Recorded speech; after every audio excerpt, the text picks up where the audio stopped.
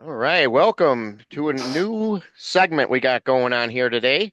We are going to take a band's discography and we are going to basically go through each album, two, three at a time, depending on how many are in the catalog.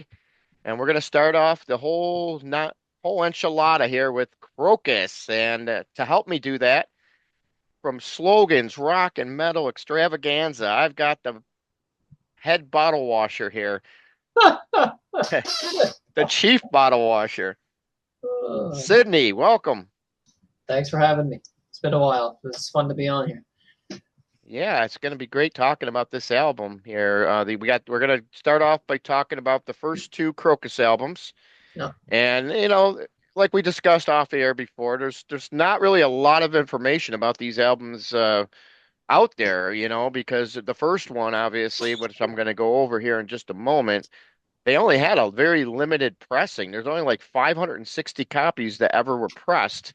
And yeah, ever since then, they never really made an actual official re-release or anything like that. So, yeah, very interesting. But we're gonna dig right in here. I'm gonna go over and give all you right, a cool. little history on each album, and All right, then Sydney will give us all his take on everything.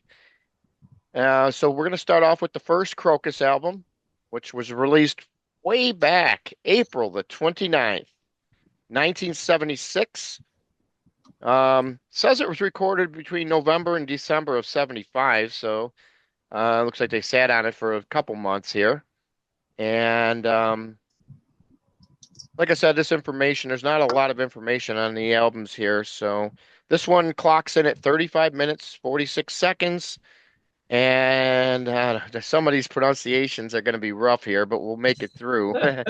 Schnauts Records must be yeah, some Swedish label. yeah. And Or Swiss label, yeah. yeah, yeah. I And they don't got know. the producing credits on this one go to Krokus and Peter J. McTaggart. So whoever he is, he had a hand in this album. So kudos to him. All right, I'm going to run down the band members at this point. This is the initial first album release. So we had Tommy Kiefer, no relation to Tom Kiefer of Cinderella. Lead and backing vocals, lead guitar is how they got him listed here. And me and Sydney were kind of assuming that the ones that he wrote were probably the ones more than likely that he sang on, but we don't know 100%. Rhythm guitar player on this one was Hanse Droz. It turns out to be his only album that he ever played Hmm. on with Krokus. It's the only Krokus album to feature him as well as his tag team partner Remo Spadino on bass. So these two have never appeared on any other Krokus album, but they were on the first. And then rounding out the lineup for this album was none other than Chris Von Rohr, who played drums, Mhm. backing and lead vocals, piano, and percussion. And he definitely did a lot on this album because you can hear a lot of that in a lot of the songs. A lot of piano on here, which I didn't really expect. A lot of this stuff kind of caught me off guard. So, I wasn't familiar with this one because, like I said, it was limited pressing. It was never made on CD, unless there's some kind of a bootleg out there that probably isn't the greatest quality recording, more than likely, if there is. Yeah. So, yeah, so well, we're going to dig right in. I'm going to let Sidney take over here, and he's Okay, going to cool. kind of tell you about the album and what he feels about it. Take her All right, away. cool.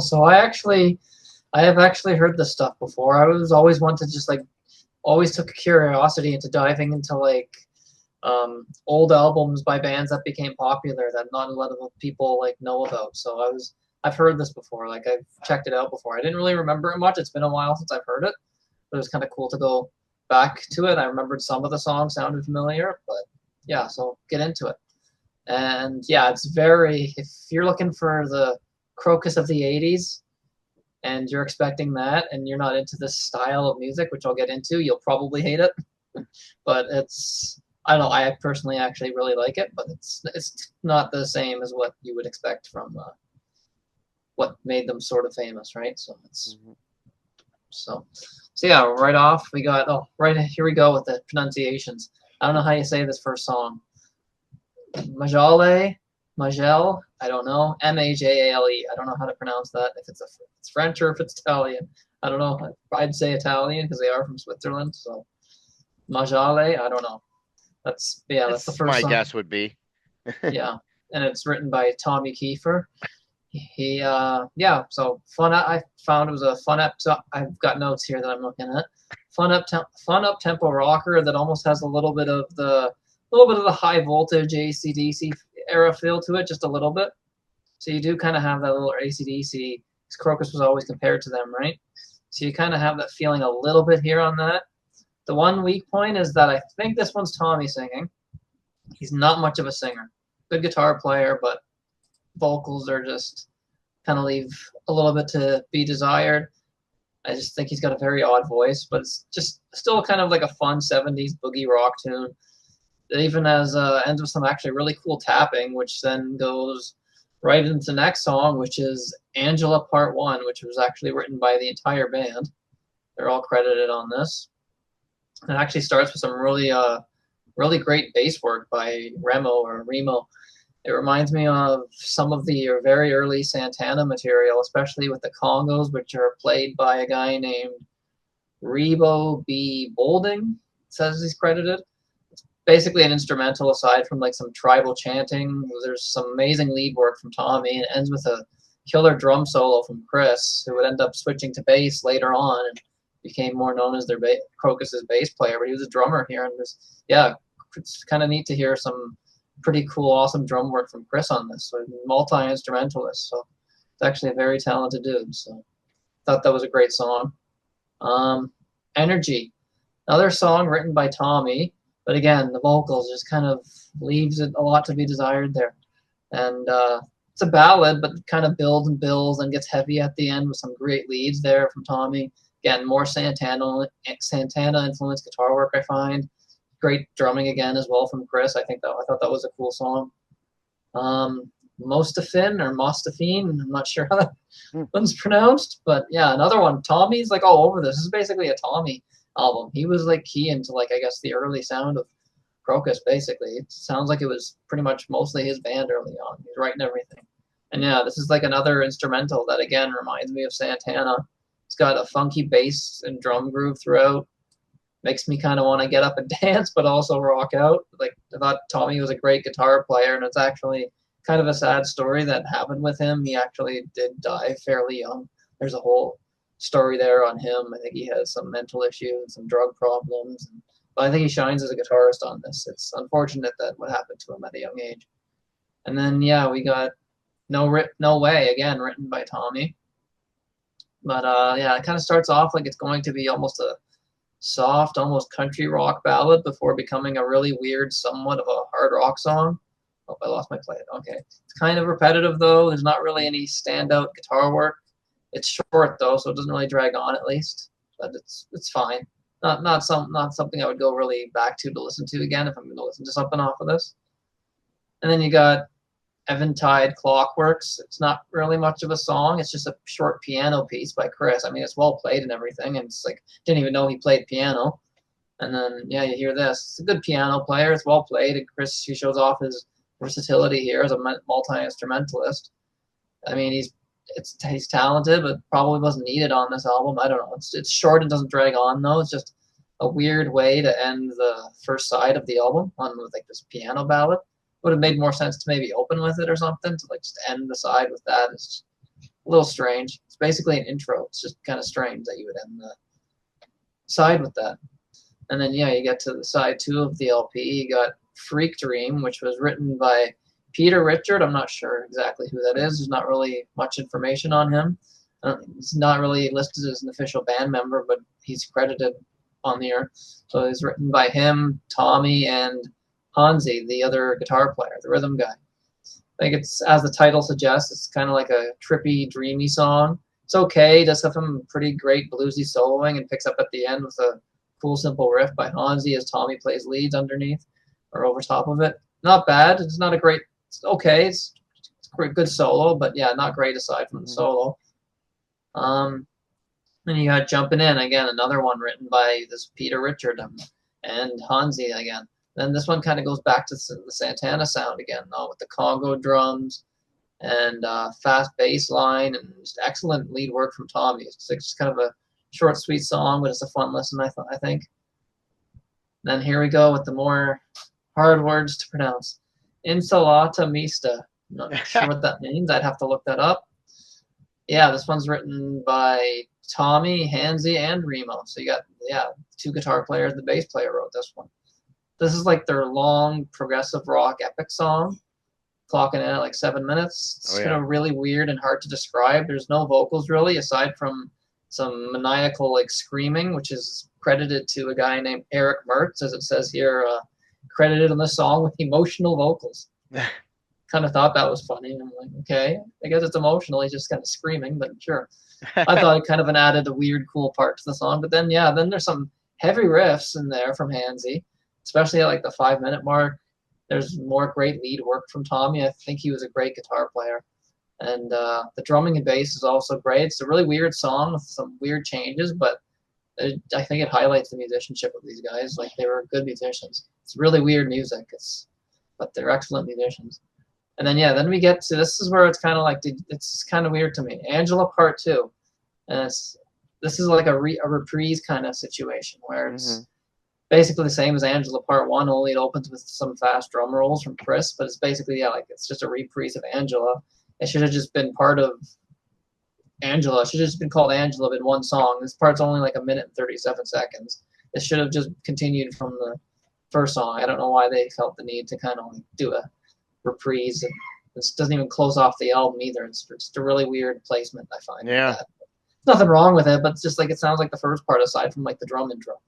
It's just Yeah. you could have just blended both and just made them one longer song to me because they're both not really long. You can just made it a 5 minute song. It would have been fine. Then we got excuse me. And then we got just like every day, which is actually written by this Pete Richard guy. I'm not really sure who. I'm not sure who this guy is. I tried looking him up. You can't really find any real information. There was a Pete Richard who has some albums. I don't know if it's the same guy. And yeah, it's kind of like a southern rock boogie kind of vibe with this one. Not sure really who was singing this, if it's Peter or Tommy. But again, the vocals, I just find they're kind of weak. The song itself is fun, has kind of like a cool southern rock guitar solo. But yeah, I don't know. I think overall, it's not what you would expect from Krokus at all. But that's why you try not to compare it to like later albums. If you're just like ranking it on its own as just the music itself, you know what? There's lots of stuff that I like on this, but yeah, there's only really a couple of songs where I'm just like, ah. So I probably have no problem giving it an 8 out of 10 for ranking it. Wow. Yeah, so that's probably higher than a lot of people would give this. So, but I like this kind of weird music, and there's loads of guitar. It's not like there's no guitar on it. So, Right. Right. No. Yeah. Definitely. so Yeah. I mean, with this album, I feel the similar way. I think it's got a lot of variety to it, and it definitely sounds like it's an album of its time. You're talking 1976. It's got a lot of different flavors to it. I like the piano part in Eventide Clockworks from Mr. Von Rohr. That was a great track that caught my attention right away, although it's just an instrumental.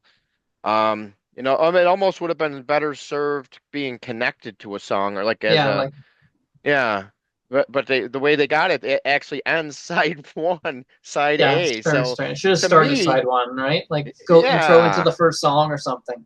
Or Then or it's have it just go into Angela Part One, and like you yeah, said, that whole thing with the Angela. At the time there wasn't a lot of bands that did weird things like that, but they really set the tone. Maybe that was on purpose, just to see that's weird. how it would work, how it would fare. But for the most part, yeah, not a bad album really, and I think the more you listen to it, the more you're gonna catch, the more you're gonna like. Little uneven, I would say, because you got the different vocalists. So you're not really getting one identifiable guy for, Yeah. you know what I mean? But overall, I think it's a solid album. I would say I would give it a 6. Okay. I do like Just Like Every Day. I think Yeah. that Yeah. last It's a song cool on song. the way they end it with that was pretty cool. Freak Yeah. Dream, actually, even though it's a weird title, I like the song itself. So those would be my highlights. Energy, another one that stood out for me, the long 5 minute song. Yeah, that's a cool one. So there's definitely a lot of good stuff on here to discover. So if you never realized about this album with from Krokus before, because it is a rarity, definitely try to check it out. You know, you can always go to YouTube to listen to it. So that's one option you have. It's not available on Spotify, so don't go looking for it there.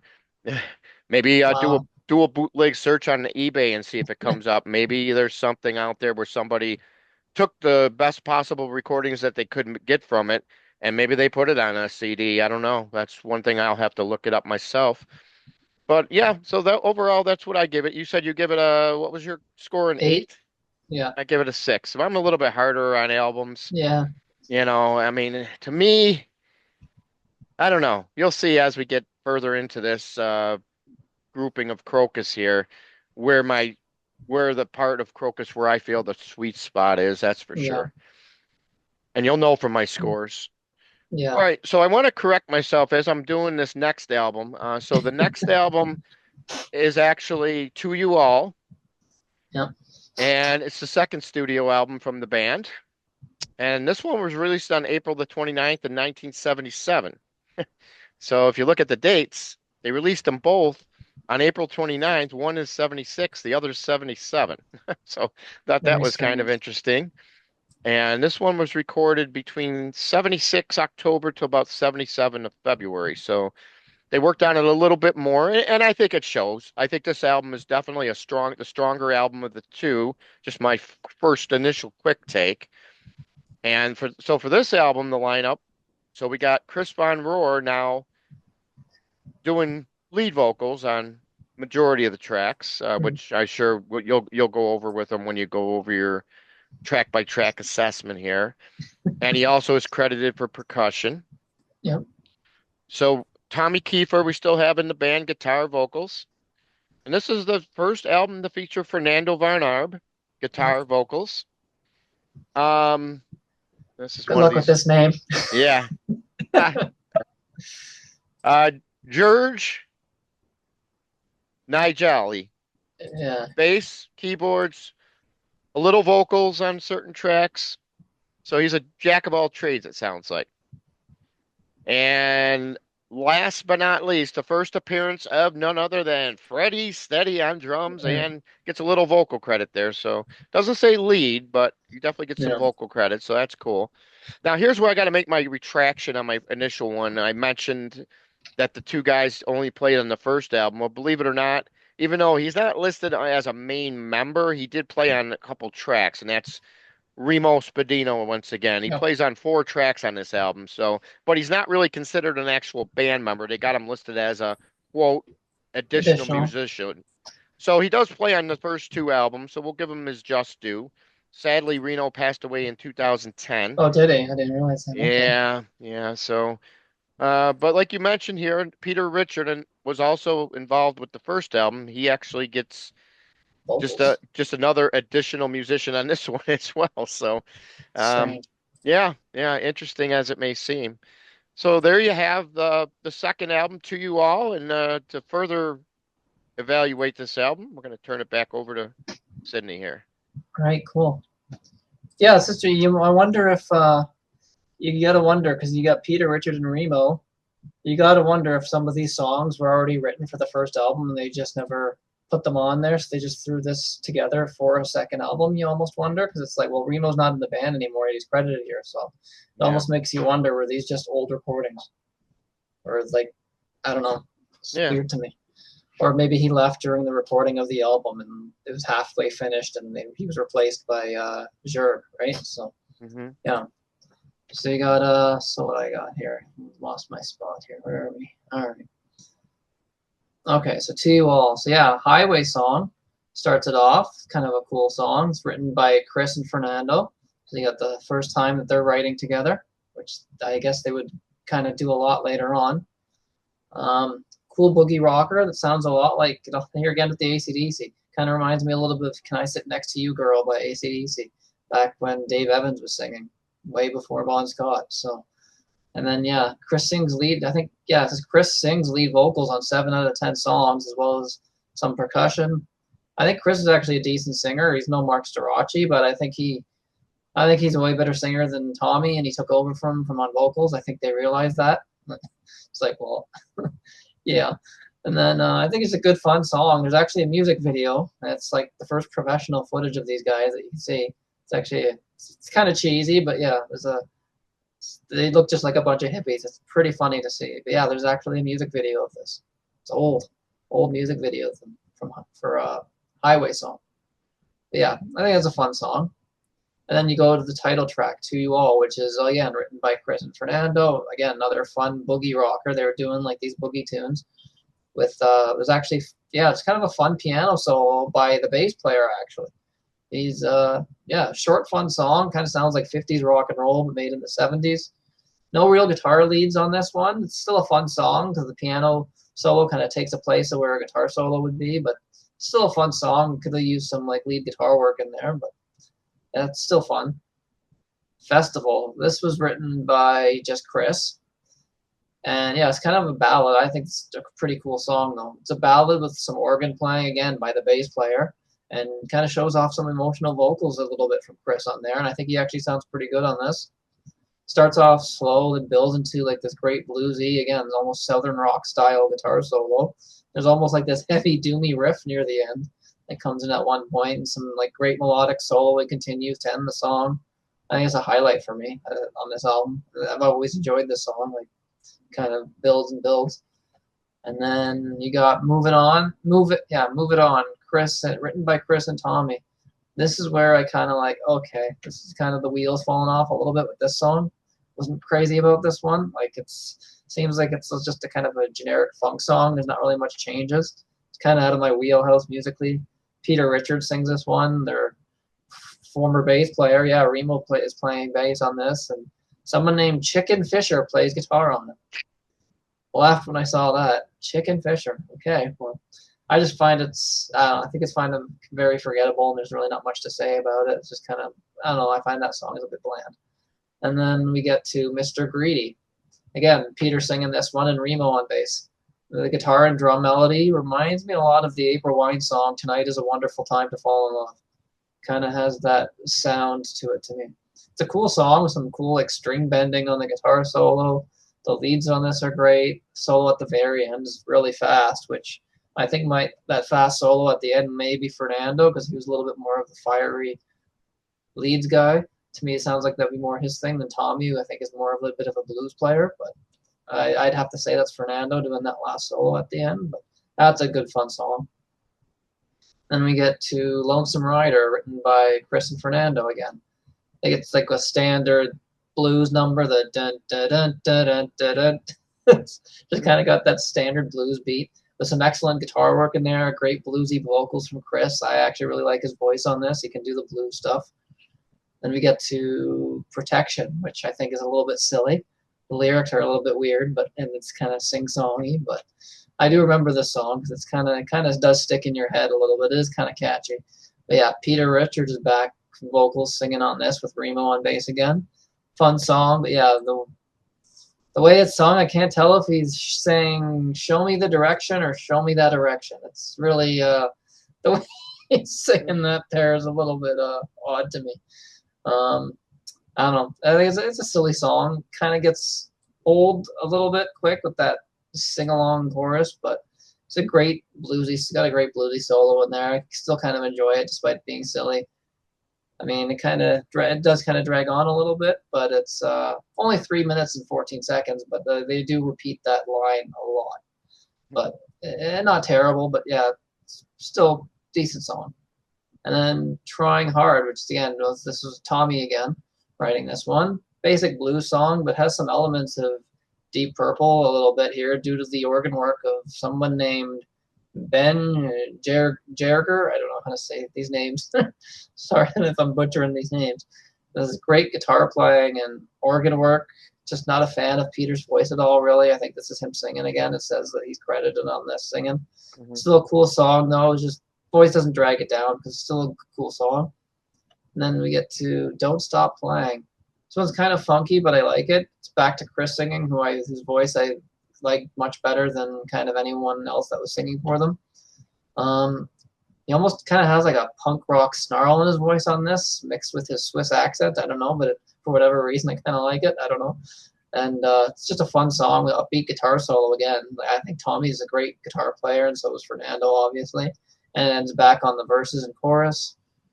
And then, yeah, we got finishes it off with Take It, Don't Leave It, which is again written by Tommy.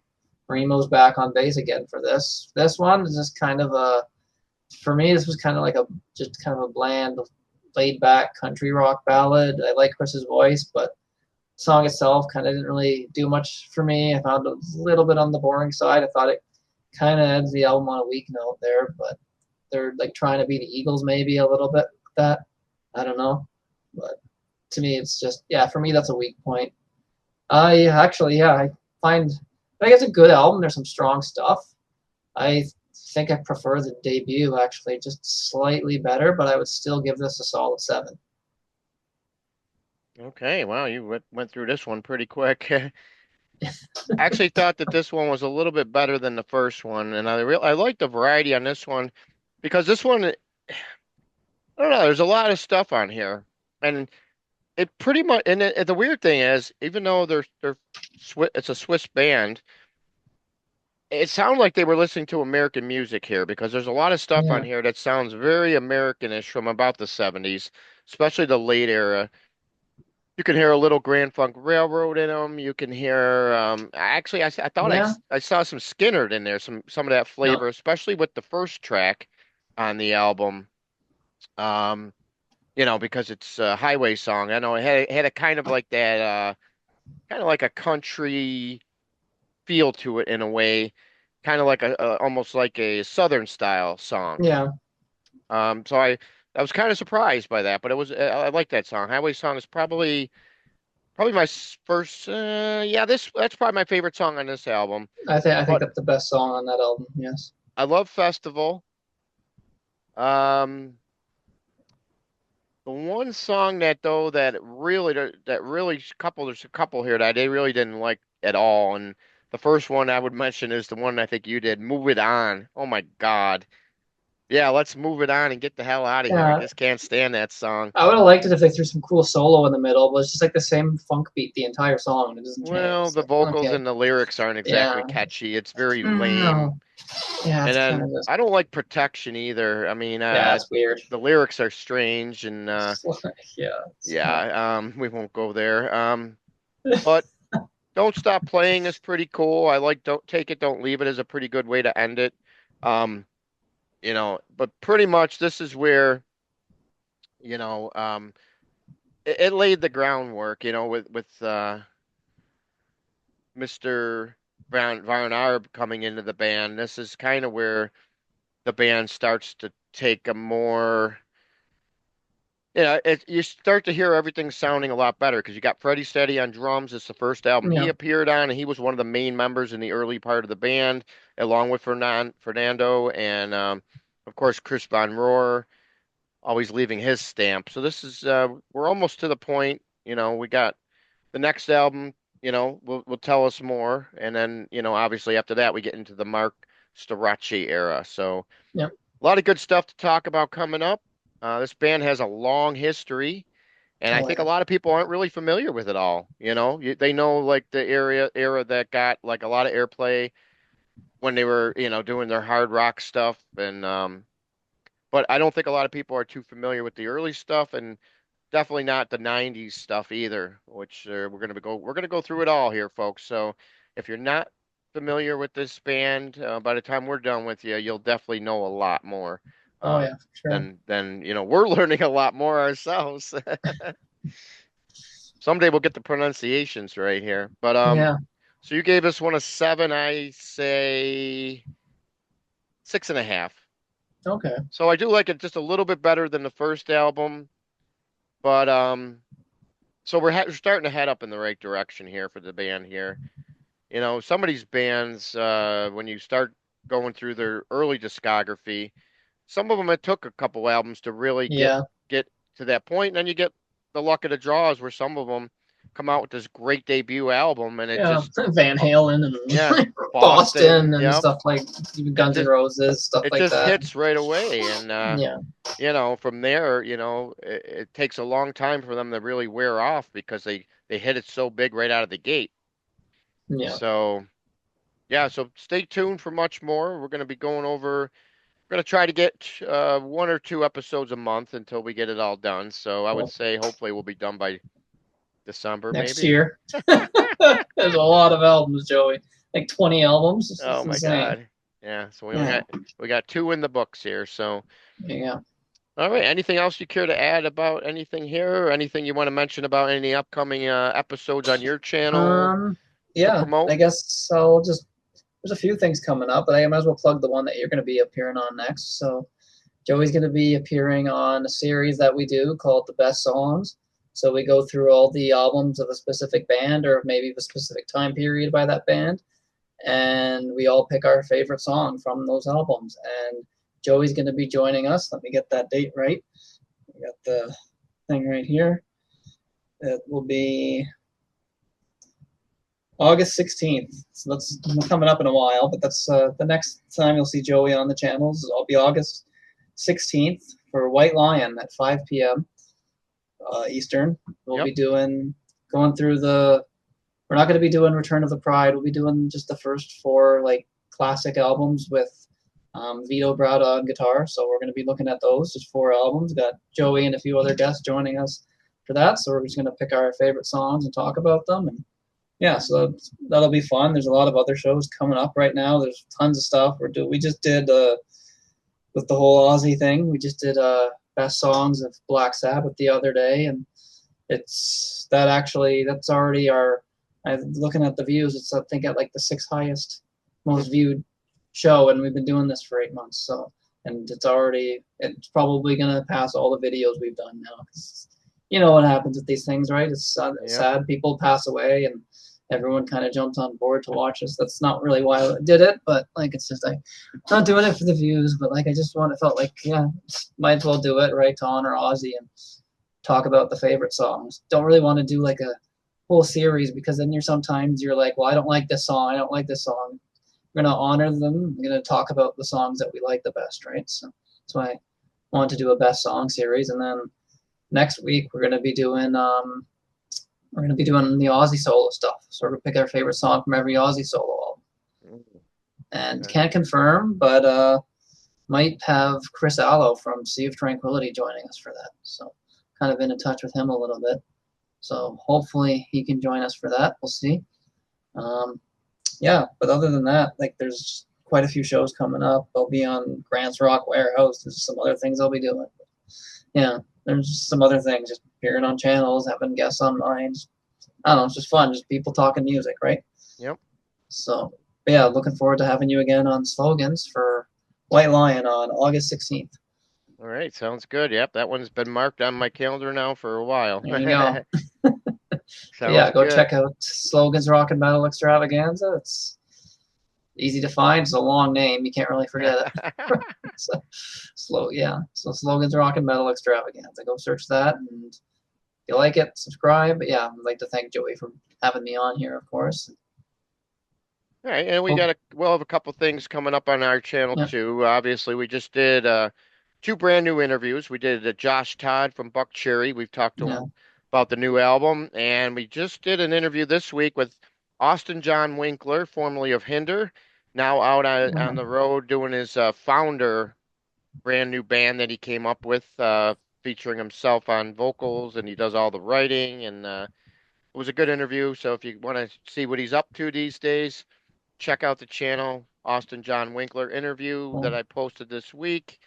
And we did a couple Ozzy things near the tail end of last year. We did the album ranking, and we also, me and Davey Cretin did the top 10 tunes of Ozzy. So and I'll tell you, you mentioned, this was already recorded a while yeah. ago. So Probably spiked in views, right? yeah, it Crazy. really has. And, it's good to see that people are curious, Yeah, about Ozzy's catalog, and sometimes people are just busy. They don't really get a chance to Yeah. I do guess. Yeah, or that's look at true. things when they want to look at them. But when something like this happens, it kind of take, oh boy, Triggers your mind to yep, think about it, right? yep. True. So yeah, so we're all we're all in cahoots with each other. We Yeah, all it's like help it's each just other. one big music community. There's no one saying, "Oh, my Yep, channel's better. Don't go on his channel." None of that nonsense, right? It's all just one big happy community where everyone just kind of gets along for the most part and just yeah, yep, exactly. just help So each other out. It's just talking music, right? So exactly. All right, sounds good, buddy. We'll see you in a couple weeks here, and yeah. take care. All right. Thanks. Thanks for coming Thanks for on. yeah. Thanks for having me.